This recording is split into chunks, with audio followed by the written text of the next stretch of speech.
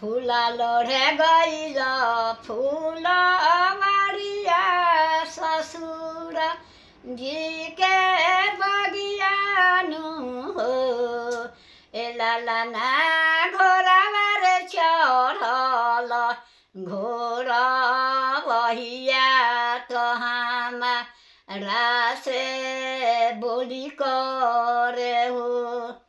ए लाला ना घोड़ा मारे चढ़ल घोड़ा बहिया तो हमारा से बोली करे हो।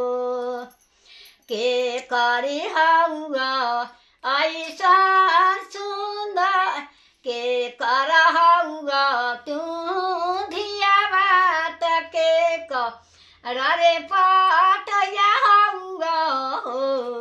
ए लाला ना के कर हउआ ऐसा सुंदर पानी यारे भर न भेजे हो।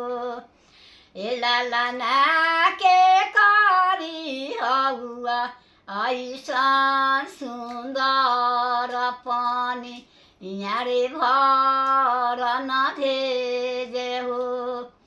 राजा जी के हाई हम धियावा ससुर जी के पतया हाई हो।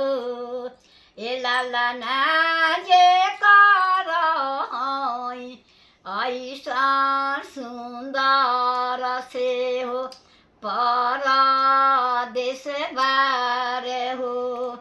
ए लाला ना जे कर हाई ऐसा सुंदर से हो परदेश बारे हो। हमारा सुनार ऐसा रही तू तो जांगे बैठैली हो।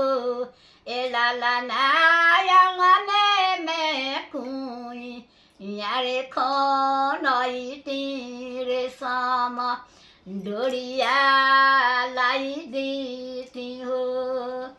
ए लाला ना आंगने में कुई यारे खनैती रेशम डोरिया लाई देती हो।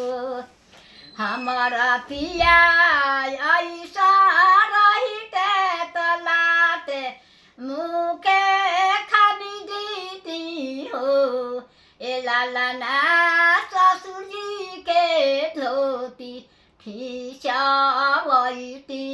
दुआर वे पान कर रखती हो। हमारा पिया ऐसा रहिता तलाते मुके खानी देती हो।